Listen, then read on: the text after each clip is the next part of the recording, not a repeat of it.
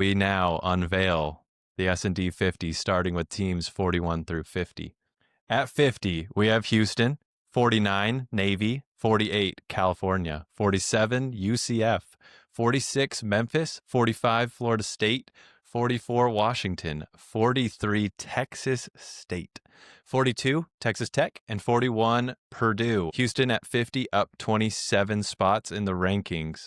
I think Houston is actually going to be a very competitive Big 12 team. Week 1, their FCS opponent, I think it was Stephen F. Austin, they only won 27-0. I literally heard some analysts bashing Houston for only beating Stephen F. Austin 27-0. Stephen F. Austin is a very good team. I'm excited to see what Houston does. I think they might be turning a little corner here. They're going to be more competitive than last year for sure. They've got Colorado this week. Colorado's got a little bit more of a pedigree and some better players. I can agree with you, Spencer. I can agree with you. I'll just go ahead and call it now. Houston over Colorado. I mean, they're rated higher, I believe. Exactly. In the S&D, I trust. I'm just glad to see the S&D rewarding Houston. Okay, so 50 is a good spot for them. Shouts out to UCF and the 2017 national champions. UCF are starting to get some momentum. It's also going to be interesting to see what happens with Texas Tech with all the money they put in to bring in the new team and everything, how it goes. The schedule's going to start to get a little bit tougher for them. And this is about the only metric that will not quit on Purdue for whatever reason. You guys keep them in the rankings. No one else will, but you guys will. Barry Odom's turning Purdue around. Navy, 49, up 18 spots in the rankings. A great branch of the military. Navy UAB, I thought Navy would win I didn't think it would be as competitive. The S&D 50 had this as a competitive game, and it in fact was. With UAB, who did they struggle with against in week 1? Alabama A&M. Alabama A&M. So I thought that UAB would be crushed by Navy, but Navy was in fact in a competitive game. So it'll be interesting to see what Navy does, but it is a good win. It's an FBS opponent. As we always talk about, you get that win, model rewards them, up 18 spots. Cal, 48, up 3 spots in the rankings. Jacob, I just need to know, how deep is your FCS knowledge? Like, is Texas Southern a quality FCS opponent? No. All right. That was a beat down, so it's good. It's good to have some perspective on that. UCF, 47, up 11 spots. Gus Malzahnless. Ben previewed this. Ben, further thoughts on UCF? They did have quite the scare week 1. I was thinking they might get upset, and they survived, and they're now 2-0. Scott Frost is back, obviously turning that around. The 2017 national championship, trying to get the band back together and see what they can do in the Big 12. I think it's good that Scott Frost has got away from Nebraska and having to play in those one possession games. Too much. It's just a lot. It's a lot to carry. Yeah, I think the football environment's a little different in Nebraska than Orlando, Florida. Just a general vibe feel. Oh, Memphis, up 13 spots in the rankings. I think Memphis could be a contender. There are a couple teams in the American that should be looked at as those that are chasing USF. I think Memphis is one to note, and I like that they're being rewarded here at 46. Yeah, this range of the model here, especially as we kind of plug along, is where you're really going to see a lot of your E5 conference competitors, but not leaders. This is where you're going to find teams like Memphis and Navy popping in, and if they lose, right back out of the S&D 50. This is a really fun section of the model. We're going to see a lot of changes in this area week over week. Florida State at 45, up 4 spots in the rankings. Florida State, I mean, impressive win last week, but they've got a lot of room to rise. So we'll see if they can rise to the task over the course of the season. This is where the S&D is so beautiful. The AP poll, I feel like half the weight is the tradition of the name of the school. 50% of the vote is basically going to tradition. Is that school traditionally good or not? Florida State is right where they should be on the S&D. They just played an FCS team, and a terrible one, and they worked them over. 45 is a great spot. Now, they did move up 4 spots, but it was from 49 to 45 here in the S&D. They moved up 4 spots in the AP poll from 14 to 10. They're literally a top 10 team for beating out. I do think Alabama's a good team, but, we don't know a lot about Alabama yet, and the S&D is saying we don't know a lot about Alabama. So it's hard to gauge the weight of that victory. It's interesting to see how they'll jump from 14 to 10 in the AP, and here we are, 49 to 45 in the S&D. They played East Texas A&M. I've never heard of that school. I've never heard of them, and I follow FCS. I was like, is that team even D1? Is that D2 team? That's what I thought at first. The score was 77-3. The team does not have an icon when I look it up on Google. There is just the grayed out badge. Alabama is still on the outside looking in because they haven't had an opportunity to jump up. Florida State, Alabama, none of us on the pod think that these are the 45th or the 55th best team in America, wherever they land. These are better teams than their rating, but this is not an eye test rating. This is not an expectations rating. This is a performance rating. We don't know how good either of them are. As Bama starts winning, that Bama win for Florida State reflects better on Florida State in the S&D, correct? Yeah, we don't let it push it forever. At the end of the day, the teams in October are different than the teams in September or August. But yeah, there's some impact there. If they both keep winning, they'll help each other. That's so beautiful. So beautiful to see a win, a victory in past weeks is getting accounted for here on the performance. Washington at 44, down 8 spots in the rankings. Texas State at 43, up 10 spots in the rankings. Texas Tech 42, up 9 spots in the rankings. I'm excited for this Texas Tech team because we have the Utah game, and as we all get ready for that big noon showdown, we will really see, like Ben said, what this Texas Tech team is made of.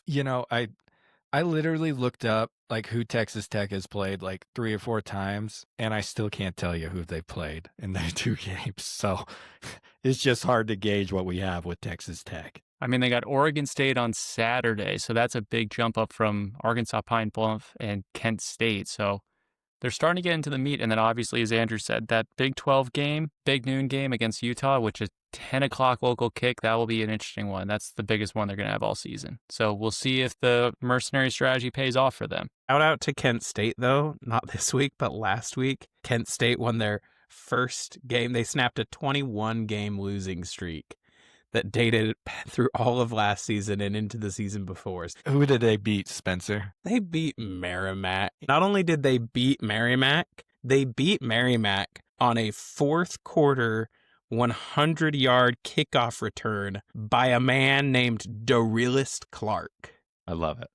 None of that is that's the greatest losing streak ending touchdown that you could write. It's incredible. Purdue 41, down at 9 spots in the rankings, and previewed this beautifully. I mean, it was tied coming out of the first quarter with Southern Illinois. It took them the better part of the second and third quarter to really pull away, and they didn't really seal the game until the time, honestly, worked in their favor in the second half. No one was scoring, but they won.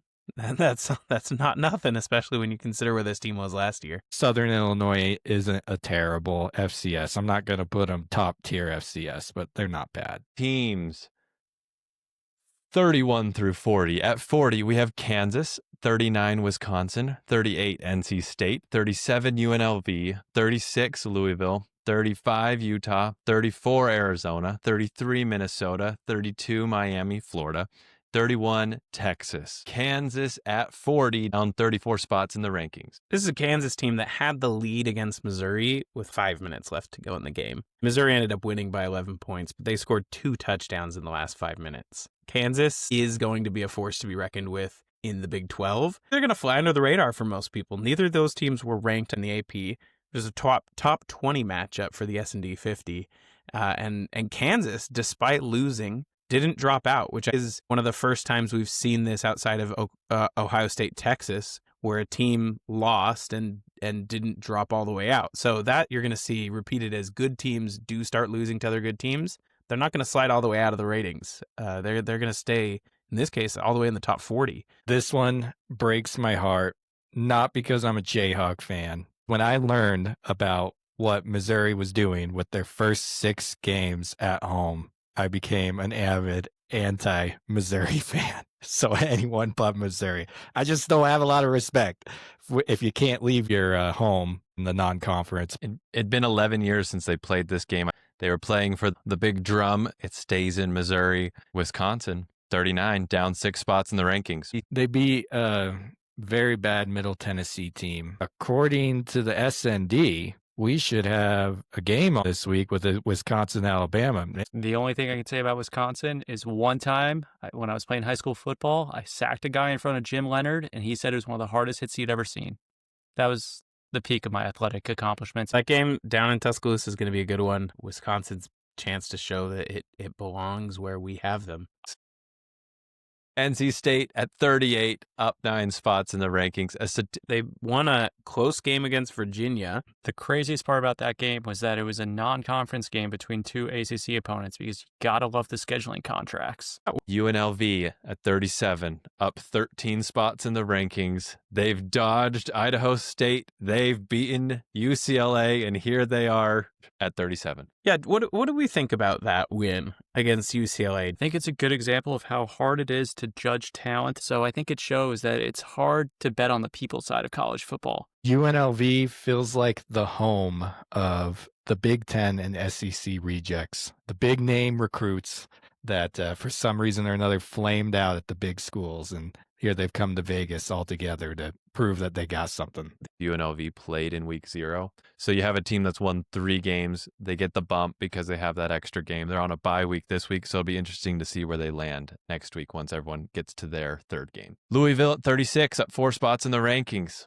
Utah at 35, down 13 spots in the rankings. Yeah, their rating did go up, to be clear. And we don't show that here. Maybe we will in the future. Their rating went up, but not enough to hold that spot. We don't have, our model doesn't assume that you get to keep your rank or anything like that. You go where you're rated, and other teams have better showings and passed them. Man, how beautiful would it be if every time a team played an FCS school, they dropped in the polls? It's just good to see this model reward quality opponents. I think the biggest thing about Utah, obviously, a lot's made about their new offensive coordinator, a lot's been made about their quarterback, and people have talked about their line.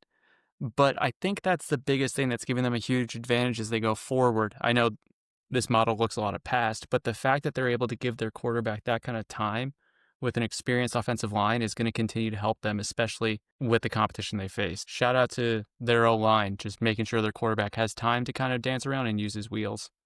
People bumped up 5 spots for beating an FCS team. 34, Arizona up 10 spots in the rankings. At 33, Minnesota down 12 spots in the rankings. I love Minnesota. What they're doing there and building, obviously they have a big game coming up this weekend with Cal, but they beat Northwestern State. I don't think anyone knows which state that's the Northwest in. But they're kind of starting to do something. They're getting the wins they need to build up heading into Big Ten where they might be competitive. At 32, Miami down 13 spots in the rankings. Miami number 5 in the AP poll, and we just love, I don't want to say we love to hate Miami, but we love to put Miami where they probably belong until they prove otherwise. The model is keeping them down in the 30s. Texas at 31, up 11 spots in the rankings. Texas will continue to march up. Teams 21 through 30. 30 USF, 29 Florida, 28 Georgia Tech, 27 BYU, 26 Vanderbilt, 25 Maryland, 24 Michigan State, 23 Clemson, 22 Oregon, 21 Tulane. At 30 USF, up 5 spots in the rankings, coming off a gigantic win against Florida, the USF Bulls. I mean, let's talk about the fact that Florida is at 29 and USF is at 30. That gap was big, and while USF beat them, USF didn't dominate Florida in that game. USF won it in the 4th quarter. They're within half a point of each other in our rating scale. So while USF won this, we feel really good about where these teams are rated, especially relative to each other. You win the game by a walk-off field goal, so that will impact it and probably explain why USF is behind a team they beat. USF wins their first road ranked win since 2011 against Notre Dame. Big game for them this weekend, though. Huge. They play Miami. On the road. Florida at 29, down 19 spots in the rankings. Here is where I love that the SND doesn't care where you started. Florida, they started at 6 preseason SND wise, and here they are. They take a loss. They drop all the way down to 29. We don't see that kind of stuff happen often in AP and coaches polls. It's just great to see. Florida might continue to fall. They got LSU coming up, number 5 Miami, number 7 Texas. They might continue to fall out of this with all the teams they got coming up. In the words of Andrew, you don't want Florida's schedule. Georgia Tech, same spot in the rankings. This is the first time a team has held their rank outside of Ohio State at number 1. And and another team in the top 10. Give me Haynes King, and a little bit more of Haynes King. They got Clemson this week. That's going to be a fun battle. Bring their lunch pail in a physical dogfight. I'm sorry, Spencer. I'll take Georgia Tech over Louisville any day. BYU at 27, up 10 spots in the rankings. They're coming off a win against lowly Stanford. State of Utah has some good coaches. Kyle Whittingham, Morgan Scalley, Kalani Sitake. But the best coach in the state of Utah is not a head coach. It is the defensive coordinator for BYU, Jay Hill. He'll be the reason that they win games this year. Here's the reason I cannot get behind BYU is their quarterback wears number 47, and it is all because of that. Vanderbilt, 26, up 5 spots in the rankings. I think it makes sense Vanderbilt would be high because they had a returning quarterback, and that was factored into this. So until you get more results, that's going to be weighted higher. So enjoy the ride, Commodores. They beat Virginia Tech. And Virginia Tech isn't just an FBS school. They're a Power 4 conference school. They beat them on the road. I could see a world in which Vanderbilt is competitive. Maryland, 25, up 14 spots in the rankings. Slept on jerseys. Yeah, the way they incorporate the flag is pretty awesome. They've got a cakewalk of a game this week against FCS Towson. So wouldn't be surprised to see Maryland slide in the ratings, even if they get a few points added to their rating. Michigan State at 24, up 3 spots in the rankings. They win a double overtime classic against Boston College. It seems like the Big Ten made an effort to schedule a lot of cupcakes this coming week. I don't expect Michigan State to move much in the coming week. Clemson at 23, up 15 spots in the rankings. Impressive they rose. In the AP they fell, given the results they had last week. But that game they have with Georgia Tech will be a fun one this weekend. I like this. Clemson was taking a lot of flack because they were down at half to Troy, but they turned it on the second half. In the AP, like Ben was saying, they did fall, which I hate because you have so many teams. You got so many teams in the AP that rose for beating FCS teams. And here you got Clemson drop 4 spots. And they actually beat an FBS team. Like, come on. You got Florida State jumping Clemson for beating an FCS. So just a shame. Oregon, 22, down 2 spots in the rankings. They scheduled a Power 4 team in a Big 12 and absolutely waxed them. Total control. Go Ducks. Can't wait to see them continue to rise. The S&D has zero respect for Oklahoma State if they drop them 2 spots. Oklahoma State, number 99 ranked team in the full S&D 136. Other teams in the 90s include such esteemed foes as Northern Illinois, UAB, Arkansas State, Louisiana, and New Mexico, to name a few. And they are immediately ahead of Marshall and Louisiana Tech. Oregon fell in the rankings, but they got credit for that win against Oklahoma State. About 75 points. They got passed by several teams with better wins than they had. The difference between team number 22 and 99, and that is 66 points on the field. And 66 points on the field equates to roughly 600 points in our model. So there is a gap there. It's pretty sizable. You figured Mike Gundy would have learned from Deion Sanders when they sparked the flame against Oregon a couple years back. It was a similar turnout here in this game. Tulane, 21, up 9 spots in the rankings. It was a competitive game against South Alabama. Tulane was able to hold out. And USF has survived a couple big tests. They obviously got the one against this Saturday against Miami coming up. Tulane's got one in a couple weeks against Ole Miss. So they're both going to get the chance to show against Power 4 that they can rise. But Tulane I'm actually bullish on. They seem to have something going there. The vibes are high with the Green Wave. Teams 11 through 20. USC at 20, Arkansas 19, Nebraska 18, Mississippi State 17, Georgia 16, South Carolina 15, Rutgers 14, Oklahoma 13, Auburn 12, Missouri 11. Let's start with USC at 20, up 3 spots in the rankings. Teams are getting rewarded for beating these Sun Belt teams. USC with a victory over Georgia Southern, and here they get the bump. Georgia Southern, not state, right? Georgia Southern, not state.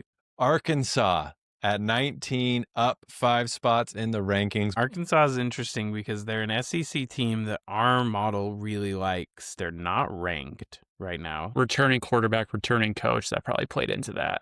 They play Ole Miss this week. If they beat Ole Miss, they'll be probably top 10 in the S&D 50 next week. Nebraska at 18, up 8 spots in the rankings. Mississippi State at 17, up 26 spots in the rankings. This showed how much Cam Scadaboo meant to the Sun Devils. Looks like Levitt's moxie wasn't enough to get them the win there in Mississippi State. It shows the cowbells are intimidating if you're coming from Arizona State. Mississippi State fans, if they're on offense, defense, special teams, or whatever, they are ringing those bells. It's hard to go on the road to an SEC team when you're not used to that. It just means a little bit more down there. To be fair, Mississippi State did need a 2-minute drill to win the game. The defense had it on ice. Arizona State fall out of the S&D 50. Mississippi State properly rewarded for beating a team the S&D had up high. Georgia at 16, down 3 spots off beating Austin P. Georgia had trouble with them. They did not roll. I'm going to be following Austin P through FCS ball the rest of the year. This team might be here to do some damage. Them and Tarleton. South Carolina at 15, down 8 spots in the rankings. They played South Carolina State. South Carolina didn't pull away until later in the game. I think context matters, though. That game was on lightning delays. Their whole routine's been thrown off. You got to go out and beat the teams that you're supposed to, so makes sense. Context doesn't matter to the AP poll. They dropped South Carolina 1 spot for when beating a FCS team handily, while other teams got bumped up 4 or 5 spots for the same kind of game. Rutgers at 14, up 15 spots in the rankings. Miami of Ohio, they beat the Red Hawks. Fun fact, my 5th grade teacher is solely responsible for the Miami, Ohio Red Hawks having their nickname the Red Hawks. They had a write-in contest, and she suggested the Red Hawks, and they went with it. That's incredible. I shouldn't say solely responsible. For all I know, like 8,000 people submitted Red Hawks, and she was just one of them. But the way she told the story, Mrs. Taylor, shout out to Mrs. Taylor. She's responsible for that nickname, but not responsible for the beatdown they got by Rutgers. Rutgers is now beating the Ohio Bobcats and Miami of Ohio. 2 good MAC teams. If anyone was paying attention, the Ohio Bobcats knocked off West Virginia at home, their first win against West Virginia since 1949. Rutgers gets the bump because Ohio beats a P14. It's Oklahoma at 13, up 28 spots. I mean, you'll notice we haven't talked about Michigan because Michigan fell out of the top 50. Oklahoma took their spot, basically. They were in the 50 before, but they made a big jump by really dominating good opponent. Oklahoma really proved that they were the better team over 4 grueling quarters. John Mateer reminds me of when I play the EA college football video game because every single throw he does is just on a line. Auburn at 12, up 5 spots in the rankings. This is where we're seeing that Baylor beating SMU bump them up. Missouri at 11, up 7 spots in the rankings. How great would it be to live in Columbia and be a Missouri fan right now? Yeah, it'd be like the next 6 weekends, I got a game to go to every week. To be clear, we don't hate on Missouri. We just hate on their schedule. I just want to make an observation here about 11 through 20. There are only 2 conferences represented here. The top of the S&D 50 right now is extremely top heavy. This is Big Ten and SEC country right now. They're not Big Ten and SEC all the way to the top. There's some infiltrators in here, and you'll see teams drop out and other teams move in. But this week, I mean, that's pretty accurate. I like how that looks.